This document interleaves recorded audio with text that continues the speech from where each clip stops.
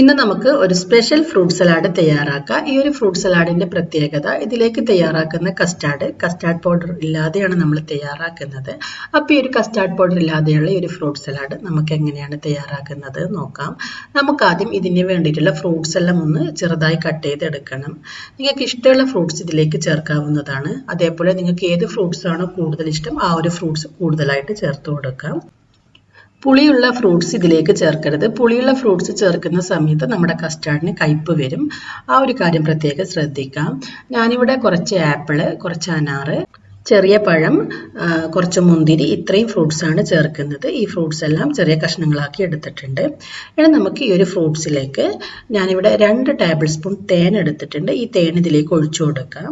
നിങ്ങളടുത്ത് തേനില്ലെങ്കിൽ 2 table spoon പഞ്ചസാര ചേർത്താൽ മതി. ഈ ഒരു പഞ്ചസാരയോ തേനോ ചേർത്തിട്ട് ഇത് നന്നായിട്ടൊന്ന് മിക്സ് ചെയ്തെടുക്കണം. ഈ ഒരു മിക്സ് ചെയ്ത ഫ്രൂട്ട്സ് നമുക്ക് ഫ്രിഡ്ജിൽ വെച്ച് നന്നായിട്ടൊന്ന് തണുപ്പിച്ചെടുക്കണം. നമ്മൾ എപ്പോഴും ഫ്രൂട്ട് സലാഡിന് ഫ്രൂട്ട്സ് എടുക്കുന്ന സമയത്ത് നല്ല തണുത്ത ഫ്രൂട്ട്സ് എടുക്കണം. എങ്കിലും മാത്രമേ നമ്മുടെ ഫ്രൂട്ട് സലാഡിന് നല്ലൊരു ടേസ്റ്റ് ഉണ്ടാവുകയുള്ളൂ. അപ്പം ഞാനിവിടെ ഫ്രൂട്ട്സ് നന്നായിട്ട് തേനിൽ മിക്സ് ചെയ്ത് വെച്ചിട്ടുണ്ട്. ഇനി നമുക്കിതിനെ ഫ്രിഡ്ജിൽ വെച്ചൊന്ന് തണുപ്പിച്ചെടുക്കാം. ഇനി നമുക്ക് ഈ ഒരു ഫ്രൂട്ട് സലാഡിന് വേണ്ടിയിട്ടുള്ള കസ്റ്റാർഡ് തയ്യാറാക്കാം. ഞാനിവിടെ ഒരു കാരമൽ കസ്റ്റാർഡാണ് തയ്യാറാക്കുന്നത്. നമുക്ക് ആദ്യം ഇതിന് വേണ്ടിയിട്ട് ഒരു 1/4 കപ്പ് പഞ്ചസാര എടുത്തിട്ടുണ്ട്. ഈ ഒരു 1/4 കപ്പ് പഞ്ചസാര നമുക്ക് ഒരു ലോ ഫ്ലെയിമിൽ വെച്ചിട്ടൊന്ന് കാരമലൈസ് ചെയ്തെടുക്കാം. അപ്പോൾ നമ്മുടെ പഞ്ചസാര നന്നായിട്ട് ഉരുകി ഒരു ഗോൾഡൻ കളർ ആവുന്നത് വരെ നമ്മൾ ഇങ്ങനെ ഇളക്കിക്കൊണ്ടേയിരിക്കണം.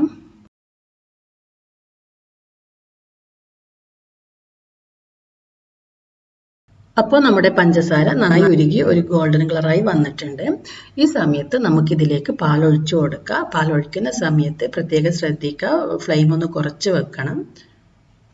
ഇനി നമുക്കിതിലേക്ക് ഞാനിവിടെ 1.5 കപ്പ് പാലിനാണ് ഈ ഒരു ഫ്രൂട്ട് സലാഡ് തയ്യാറാക്കുന്നത്. ഈ ഒരു 1.5 കപ്പ് പാലിൽ നിന്ന് ഒരു 1/4 കപ്പ് പാല് മാറ്റി വെച്ചിട്ട് ബാക്കി പാല് നമുക്കിതിലേക്ക് ഒഴിച്ചു കൊടുക്കാം.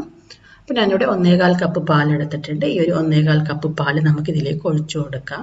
നമ്മൾ ഈ ഒരു പാല് ഈ ഒരു കാരമലിലേക്ക് ഒഴിക്കുന്ന സമയത്ത് കാരമൽ ഒന്ന് കട്ട കെട്ടും. പക്ഷെ അത് പ്രശ്നമില്ല. നമ്മൾ ഈ പാല് ചൂടായി വരുന്ന സമയത്ത് കാരമൽ നന്നായിട്ട് ഉരുകി വരും. ഇപ്പം നമ്മുടെ കാരമൽ നന്നായി ഉരുകി പാലിൽ നല്ലവണ്ണം മിക്സായി വന്നിട്ടുണ്ട്.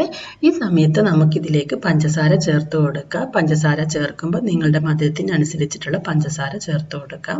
പഞ്ചസാര ചേർത്ത് നന്നായിട്ടൊന്ന് മിക്സ് ചെയ്തെടുക്കാം. ഇനി നമുക്കിതിലേക്ക് ചേർക്കേണ്ടത് വാനില എസൻസ് ആണ്. ഞാനിവിടെ 1/2 ടീസ്പൂൺ വാനില എസൻസ് എടുത്തിട്ടുണ്ട്. ഇത് നമുക്കിതിലേക്ക് ചേർത്ത് കൊടുക്കാം.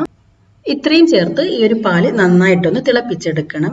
ഈ ഒരു പാല് തിളച്ച് വരുന്ന സമയത്ത് ഞാനിവിടെ കസ്റ്റാർഡ് പൗഡറിന് പകരം ഇവിടെ എടുത്തിട്ടുള്ളത് കോൺഫ്ലോർ ആണ്. 1.5 ടേബിൾ സ്പൂൺ കോൺഫ്ലോർ ആണ് എടുത്തിട്ടുള്ളത്.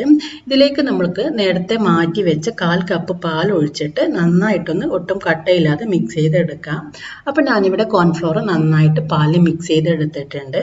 ഇനി നമുക്ക് തിളച്ച് വരുന്ന പാലിലേക്ക് ഈ ഒരു കോൺഫ്ലോർ ഒഴിച്ചു കൊടുക്കാം. നമുക്ക് ഈ ഒരു കോൺഫ്ലോർ ഒഴിച്ചിട്ട് പാല് നന്നായിട്ട് തിളപ്പിച്ചെടുക്കണം.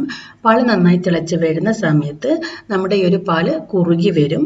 അപ്പോൾ പാല് കുറുകി വരുമ്പോൾ നമുക്ക് ഫ്ലെയിം ഓഫ് ചെയ്യാം. ഇനി നമുക്ക് ഈ ഒരു കസ്റ്റാർഡ് ചൂട് പോയതിനു ശേഷം ഫ്രിഡ്ജിൽ വെച്ച് നന്നായിട്ട് തണുപ്പിച്ചെടുക്കാം. അപ്പം ഞാനിവിടെ കസ്റ്റാർഡ് നന്നായിട്ട് തണുപ്പിച്ചെടുത്തിട്ടുണ്ട്. ഈ ഒരു കസ്റ്റാർഡിലേക്ക് നമ്മൾ നേരത്തെ തണുപ്പിച്ച് വെച്ച ഫ്രൂട്ട്സ് ഇട്ട് കൊടുക്കാം. നിങ്ങൾ ഈ ഒരു കസ്റ്റാർഡ് തണുപ്പിച്ചെടുക്കുന്നില്ലെങ്കിൽ ഫ്രൂട്ട്സ് ഇട്ടതിന് ശേഷം തണുപ്പിച്ചെടുത്താലും മതി. അത് നിങ്ങളുടെ ഇഷ്ടാനുസരണം നിങ്ങൾക്ക് ചെയ്യാം. ഞാനിപ്പം കസ്റ്റാർഡ് തണുപ്പിച്ചതിന് ശേഷമാണ് ഈ ഒരു തണുത്ത ഫ്രൂട്ട്സ് ഇതിലേക്ക് ഇട്ട് കൊടുക്കുന്നത്. ഇനി നമുക്കിത് നന്നായിട്ടൊന്ന് മിക്സ് ചെയ്ത് കൊടുക്കാം.